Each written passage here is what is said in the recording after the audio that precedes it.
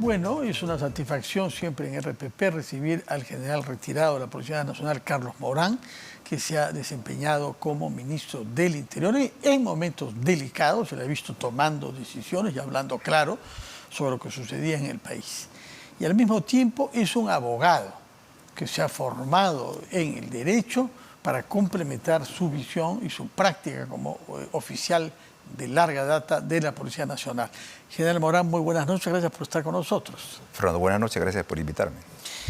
Bueno, usted tiene una cierta distancia para mirar lo que está pasando en las políticas públicas, por eso mismo lo hemos invitado para que nos diga, ¿estamos mejorando en la lucha por la seguridad ciudadana o hay una parálisis o eventualmente incluso retroceso? Mira, Fernando, una reflexión inicial. Yo creo que nosotros como peruanos somos campeones en autodestruirnos. La crisis política actual, que es una crisis ya política crónica, que viene hace 5 o 6 años, se ha agudizado ahora y vemos ahorita cómo estamos en la situación política y social de nuestro país. Entonces, cuando digo somos campeones en autodestruirnos, es que no construimos consenso. Y tú recuerdas el año 2002, después del gobierno de Fujimori, se creó ese foro de construcción y diálogo, de consensos, que se llama el Acuerdo Nacional. En base a la séptima política de seguridad ciudadana, es que cuando uno llega, y llegamos al Ministerio de Interior en el 2018, es que pensamos no solo en fortalecer la Policía Nacional, sino también fortalecer sus capacidades estratégicas. Y ideamos con la cooperación internacional de Gran Bretaña, contratar a una empresa. La empresa la contrató la Embajada Británica, la Embajada Econ, expertos en soluciones innovadoras a nivel mundial. Y se ideó el Plan de Capacidades Estratégicas Mariano Santos.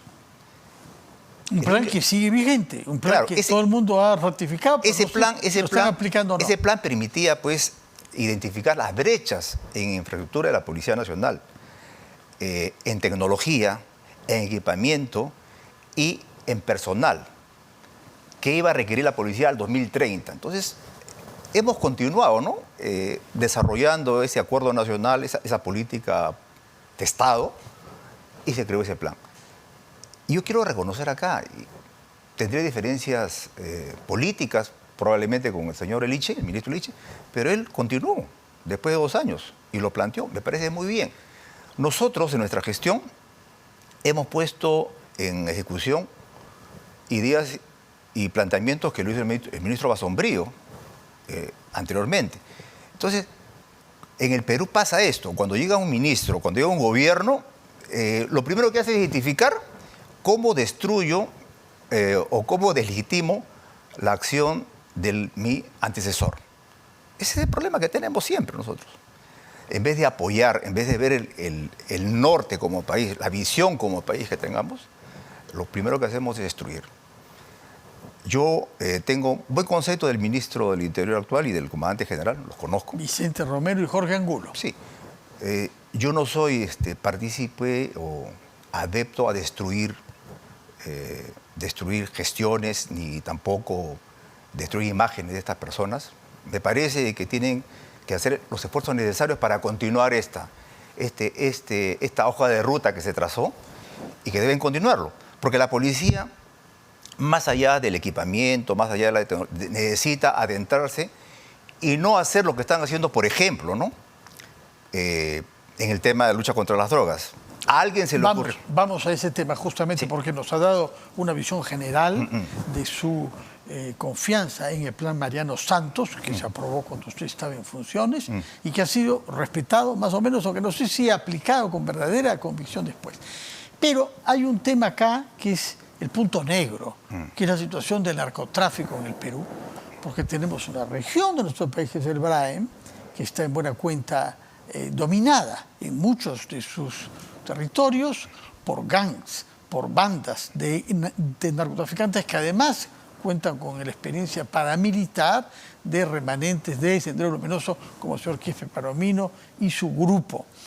Y hay un debate en este momento porque hay más hectáreas que en años precedentes. Estamos superando récords de nuestro territorio dedicado al cultivo de cocas que no van para el uso ancestral, sino para hacer cocaína. Y en este contexto ha aparecido una polémica respecto de cómo los insumos químicos pueden llegar al Braem, que es, sin embargo, una zona donde se halla una 10ª parte de nuestra Fuerza Armada y una cantidad considerable de efectivos de la Policía Nacional. ¿Qué está pasando? ¿Qué se hace mal? Y en concreto, ¿cuál es el rol que tiene la SUNAT y que muchas personas vinculadas a la Policía Nacional y conocedores del tema cuestionan, pidiendo que se regrese sobre la decisión que se había tomado el año 13, me parece, para que la SUNAT asuma funciones respecto de los insumos químicos que no han venido funcionando? Mira, para que se produzca o se fabrique droga cocaínica, hay 2 elementos esenciales. Primero es la hoja de coca. Y se estableció una política de erradicación que generó controversia y polémica, ¿no? Algunos a favor y otros en contra. Pero una parte sustancial para que se produzca droga es el insumo químico, pues. Sin insumos químicos no hay droga, es un aforismo. Efectivamente, ¿no? ¿Qué estamos haciendo nosotros o qué ha hecho el Estado peruano en estos años? Existe la División de Investigación de Insumos Químicos de la Dirección Antidrogas. En 10 años, el 2012, cuando le asignan atribuciones de control y fiscalización a la SUNAT de los insumos químicos, prácticamente limitaron la función de la policía especializada. Entonces, se atribuyó a la SUNAT inclusive el control operativo. Pero le dotaron tecnología, porque la ley lo permitió, pues. ¿Cómo ha sido posible que el control operativo en el terreno pueda ser ejercido por funcionarios civiles? Imagínate, yo no quiero, como te dije, no soy partícipe de atacar instituciones. Sí. Pero hay que entender que el policía especializado se ha formado para tal, se ha capacitado. La Dirección Antidrogas es una unidad especializada de la Policía Nacional y tiene larga data. De la noche a la mañana, un funcionario civil que responde a otro régimen laboral, a otro tipo de horario, ¿no? De lunes a viernes o sábado. Sí. El policía trabaja las 24 horas, pues. Entonces no vamos a poder comparar el rendimiento operativo y nos basamos en los resultados ahora. Antes la policía podía ingresar inopinadamente a hacer control a las empresas que se encargaban de insumos químicos. Ahora, la SUNAT con un criterio tributarista solo puede sancionar a esas empresas. ¿Y qué hace Pepe el Vivo? Crea otras empresas de fachada con otros familiares y le da la vuelta al sistema. Le saca la vuelta al sistema. No tiene función penalizadora. Mejor dicho, la SUNAT no puede ejercer una acción penal con la Fiscalía, como sí tiene la policía, pues. Entonces, eso, imagínate, pues, un control administrativo, como decía yo, un control administrativo de las empresas que adquieren o comercializan insumos químicos es diferente a la acción que hacía la policía, que era una acción que podía permitir inclusive hacer la trazabilidad del insumo químico desde que ingresa al país y se desvía en el camino a la zona de producción. Esa labor de inteligencia, esa información, prácticamente ahora es manejada en la base de datos de la SUNAT. ¿Por qué se tomó esa decisión? Bueno, hay que preguntarle pues al presidente. El 2012. Usted era un hombre ya lúcido y muy cercano a la realidad general del país. Bueno, el gobierno del presidente Humala fue esa decisión.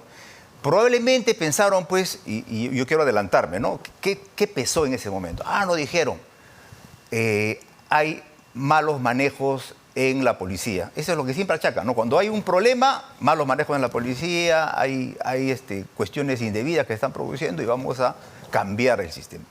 Pero después de 10 años, ¿cómo está el tema? El 2012 se producía 400 toneladas métricas de cocaína. Ahora, el 2021, 870 toneladas métricas de cocaína. Somos un país productor de cocaína y los resultados dicen que tenemos que tomar otras medidas. Y hablamos de drogas y hablamos también el tema del control del tema de aduanas. Sí. Mejor dicho, la policía está restringida. La ley General de Aduanas restringe la acción de la policía en la zona primaria y le faculta a la gente de aduanas que tiene brigadas especiales que compiten en la práctica con la policía en encontrar droga. Tienen reactivos químicos, tienen tecnología. Entonces la acción de la policía, en vez de fortalecerla, la estamos reduciendo. En aeropuertos, en puertos y también en las fronteras. En las valijas, sí. Entonces, eso es un problema que lleva a analizar y que el gobierno y el Congreso, en vez de pensar, porque he leído ahí, algunos congresistas quieren crear una policía municipal, bueno, mejor dicho. Sí. Oye, la Constitución es clara, el artículo 166 el teniente alcalde Reyardo que propuso sí, eso. Es mi amigo Renzo, sí. pero sí. Es una propuesta pues, tirada de los cabellos, no tiene ninguna razón. Ir contra la Constitución. Entonces, en vez de fortalecer a la policía, en vez de empoderarla, le estamos quitando funciones que a la larga, ¿quiénes van a celebrar eso? Los malos de la película. Pues. Pero en este caso es sumamente grave lo que nos está diciendo usted, porque lo que nos está diciendo es que los funcionarios de la SUNAT no tienen la capacidad para detener. Por supuesto. Y para hacer inteligencia de los que trafican introduciendo insumos químicos que hace posible que sí. La coca se vuelva cocaína y que eso obstaculiza a la Policía Nacional. Sí. Resultado... Entonces estamos viendo, pues, los resultados son... clamorosos. Clamorosos. Mejor dicho, el insumo químico sigue ingresando en toneladas a los valles de producción y se sigue produciendo droga. ¿Cuáles son esos insumos? Porque se está usando menos querosene, ¿no? Bueno, para hacer pasta básica de cocaína necesariamente tiene que hacer con el ácido sulfúrico, es un insumo químico, el carbonato de calcio, el carbonato de sodio, el queroseno o la gasolina. Eso es en primer nivel, para hacer la pasta básica. Para hacer la base de cocaína, ya ingresa también un periodo de depuración con el ácido sulfúrico, el permanganato de potasio, para darle el color especial. Y en la tercera fase ya de la producción del clorhidrato de cocaína, ingresa pues el ácido clorhídrico, también el carbonato de calcio. ¿Pero cómo es posible que esos insumos entren a una zona como el Brae? Claro, el problema es que con esa visión sesgada de pensar de que la SUNAT iba a hacer una labor, en el papel iban a interactuar las fuerzas, la policía, la fiscalía y la SUNAT para hacer una mejor labor preventiva y una mejor labor investigativa. Esa visión es un error. Sí, no, en la práctica no ha resultado. Pues. En la práctica no ha resultado. La policía antes tenía esa facultad de ingresar, de supervisar, de fiscalizar a las empresas y hacer, como te decía, pues, una proyección y plantear trabajos de inteligencia, ¿no? Cómo llegaba y cómo ingresaba. ¿Cuántas empresas pueden ser aquellas que están implicadas en la producción de insumos químicos para meterlos a las zonas donde se cultiva hoja de coca? Sí, es una cantidad diversa que está en este momento no tengo la cantidad exacta. ¿Pero cientos? Sí, no, a una cantidad importante de empresas que se dedican a la exportación de estos insumos químicos. El único insumo químico que no se puede sustituir es el ácido clorhídrico, pero lo producen también en forma artesanal en las zonas de producción, ¿no? Los traficantes peruanos que han aprendido, los colombianos han podido superar esta limitación. O sea, si usted pudiera transmitir un mensaje a sus sucesores, ¿qué les diría? Yo diría que el Consejo de Ministros haga suya la propuesta del Ministro del Interior y plantee una modificación de la norma, ¿no? Y que se pueda regresar esa facultad de control y fiscalización a la Policía Nacional, como debió ser. ¿Quién se opone? Bueno, el Congreso tiene que plantearlo, tiene que debatirse, ¿no? Yo creo que eso podría ser, por ejemplo, más importante que plantear la creación de la Policía Municipal, por ejemplo, ¿no? Si queremos en realidad combatir al tráfico ilícito de drogas, es dotarle de herramientas legales a la policía para que pueda hacer su trabajo. a cabalidad. Ahora, hemos hablado sobre el narcotráfico en el terreno, es decir, ahí donde se cultiva la coca. Pero yo quisiera que nos haga comprender cuál es el vínculo entre el dinero que se genera ahí, que tiene que ser utilizado, blanqueado, y la criminalidad en las ciudades. Porque no es una cosa separada. Hay un vínculo. Explíquenos, por favor. Bueno, el gran narcotráfico, el tráfico internacional, evidentemente mira al Perú y a Colombia, o en ese orden que podamos darlo, y Bolivia, como los grandes proveedores de la materia que es exportada a los grandes mercados internacionales. Y el dinero que ingresa pues, es de esos cárteles, ¿no? Principalmente mexicanos, ingresan a través de intermediarios y a través de empresas o a través de empresas de fachada comienzan a inyectar dinero a los clanes familiares que pululan en la zona de producción y se encargan del transporte, y la producción y el transporte a las ciudades o a las fronteras, y ese dinero después regresa al país y a través de lavado de activos, es que normalmente se mete al circuito financiero y se transforma dinero sucio legitiman el dinero pues, en otro tipo de inversiones. Entonces, lo principal acá es establecer o identificar la ruta del dinero, ¿no? Eso es importante. Hemos visto en el pasado, pues, fortunas inexplicables en el boom inmobiliario que se produjo hace algunos años, ¿no? Y en negocios que crecían de la noche a la mañana, ¿no? Entonces la policía especializada ha trabajado esos temas. Un caso emblemático fue el caso Fernando Ceballos, ¿no? Un imperio que se creó. Después de él, ¿ha habido alguna persona de su misma importancia que haya sido detenido por narcotráfico? No. Han ingresado representantes, mafias rusas, los europeos, ¿no? Han ingresado a hacer el trabajo que hacían en el pasado, hace 20 años, los clanes familiares en el Valle de Guayaga, y que querían convertirse en carteles. Pero en realidad nos hemos dedicado, los traficantes peruanos se han dedicado básicamente a producir y a transportar la droga y exportarla y venderla al mejor postor, ¿no? Así. De acuerdo. ¿No hay cárteles peruanos? No. ¿Por qué? ¿Por qué no han logrado nuestros compatriotas dedicados a esta actividad del narcotráfico criminal constituirse en cárteles ellos en su propio territorio? Bueno, en la década del 80 surgieron varios intentos de hacer cárteles peruanos, ¿no? Con la misma terminología, el mismo procedimiento que tenían los colombianos o mexicanos. Pero el gran mercado lo han manejado siempre ellos, ¿no? Y hasta ahora, por eso nosotros siempre notamos presencia de mafias o de carteles mexicanos, básicamente, y de colombianos anteriormente, ¿no? En el Perú. ¿Usted cree que ese dinero sucio del narcotráfico, producido en zonas como el Brain, pero también ahora en el Guayaga, otra vez, en Amazonas y Cajamarca, y en el Putumayo, y en otras zonas del Perú, en Puno, ese dinero entra a la política? Sí, ha habido investigaciones muy puntuales que han establecido que algunas campañas políticas se han financiado con dinero del narcotráfico y que han sido materia de investigación. ¿Y esas investigaciones han dado resultados? ¿Han llegado a conclusiones? Bueno, esa es una respuesta que tiene que responder el Poder Judicial. Pero usted tiene su opinión. Sí. Y la respuesta es no, sí, porque lo sabríamos. Por supuesto. Se ha investigado, pero sabemos que eso hay, pero no se ha capturado a nadie. Bueno, esa es la hipocresía de una clase política que no quiere reconocer que ese dinero ingresa pues, a financiar campañas.